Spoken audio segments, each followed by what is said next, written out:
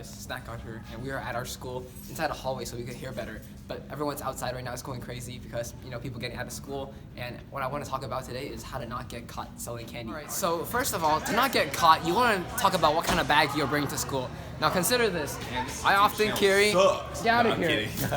Don't vote for him, guys. I'm subbing. Okay, yeah. Anyways, to conclude, you want to see what kind of way you're selling. Whether you're stationary selling out of your lockers, over there, look at that. Or whether you're going to be mobile like me always, walking around with my backpack or duffel bag, alright? Now, there's many ways to not get caught, but depending on how strict your school rules are, some may be easier and some may be harder. Let's find some examples in our school where you could sell in the good areas to come by. So, as you may have guessed it, our first spot is a very common area for us to do defecating. Alright, now we have the boys' bathroom, or girls if you're a girl candy seller. So follow me in here.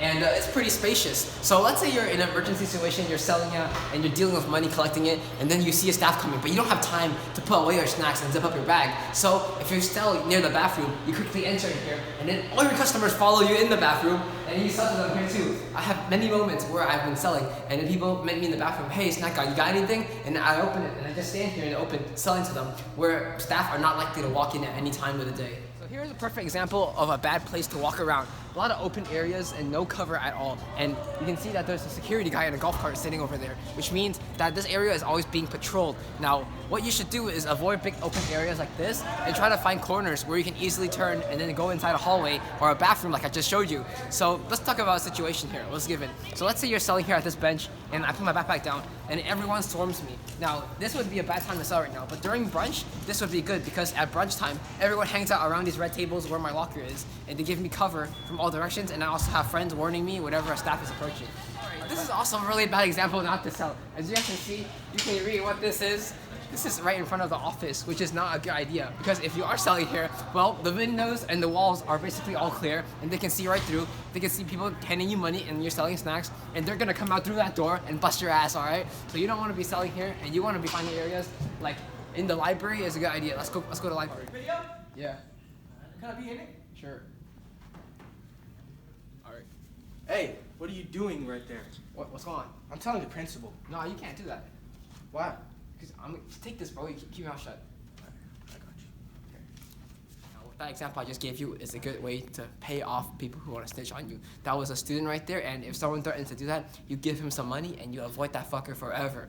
Never talk to that guy ever again and try to never make contact upon him. Everywhere you see him, just walk the other direction, all right? Now, so we're in the library, right? I don't want to talk too loud, but this is a good area to sell. One, because students studying, they want food, right? They get hungry. So definitely more customers after school, especially if they're trying to study, they want a studying snack. And it has another reason, because like the staff in my school, they mostly never come into the library because there's not anything happening and everyone's being monitored and everyone's just being quiet. So there's no reason for them to all of a sudden come in here and bust your ass for selling.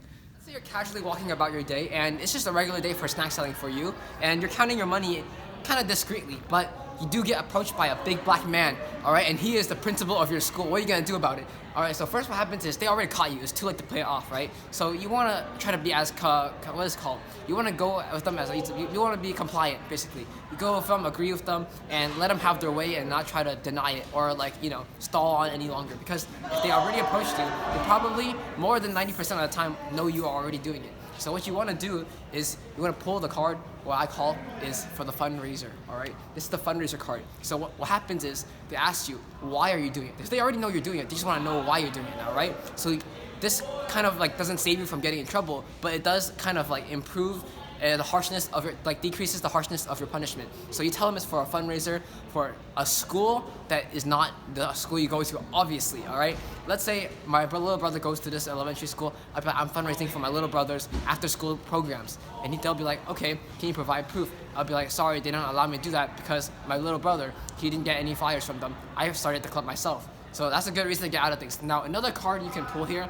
is simply saying that this is for an after-school party. Now, if you're wondering why you are giving away snacks and getting money, just say that I'm giving him for free because he's my friend and he owed me some money. So that's a good way to play off if they don't catch you doing it right there that moment. If they only see you having snacks to people and then they give you money after, then that's a good way to explain it to them. Now, we have talked about how to avoid it, but there's the punishment part. But the recovery phase after the punishment is often the hardest part to come back from. Like, you've gotten caught and you have to lay super low key, or you have to stop selling just straight up. And a lot of people have been telling me, they ask me questions that if they want to keep going, is there a potential outcome that they can continue their candy selling career while not interfering with the school? And this is where the plan comes in, all right? First, you want to come here.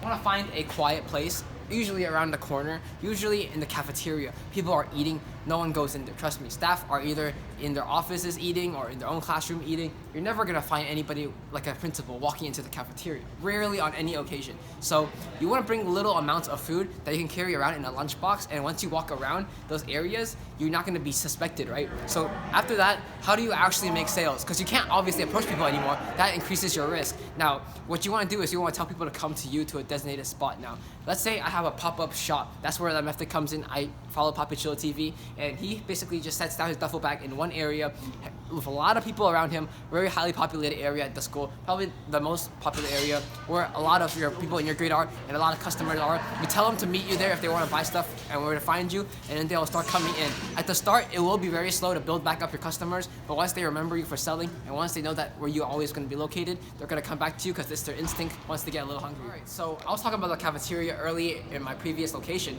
Now we're actually in front of the cafeteria. If you guys look inside, many rows of tables, right? And I'm pretty sure all of them are filled, and especially in a cold, rainy day, more people tend to be inside the cafeterias and the hallways of your school. That gives you the drive to increase your profit because more highly populated areas, more people are gonna see you while you're selling and you have a bag, right? And they're gonna come up to you because there's the effect where people follow. As soon as one person comes up to you, everyone else will start walking up to you, and it creates attention like a crowd. So you can often see that in the tables right here, once I start from one end of the table, I can easily walk down the rows, and people who see their friends buying or anyone who sees someone else across this table buying, just in general in the cafeteria, they have vending machines there too. Look inside. Can you see that?